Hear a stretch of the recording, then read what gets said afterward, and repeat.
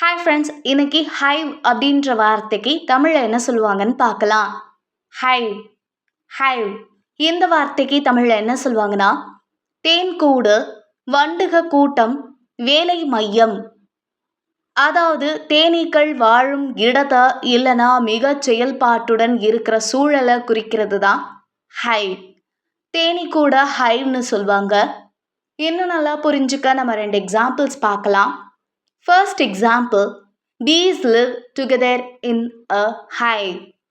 தேனீக்கள் ஒரு கூண்டில் சேர்ந்து வாழ்கின்றன. Second example, the hive was full of honey. அந்த கூண்டு முழுவதும் தேனில் நிரம்பி இருந்தது. இன்னைக்கு நம்ம ஹைவ் அப்படின்ற இங்கிலீஷ் வேர்டுக்கு தமிழில் என்ன சொல்லுவாங்கன்னு பார்த்தோம். இனி இன்னொரு வீடியோவில் வேற ஒரு வார்த்தைக்கு தமிழில் என்ன சொல்லுவாங்கன்னு பார்க்கலாம். அது வரைக்கும் பபாய்.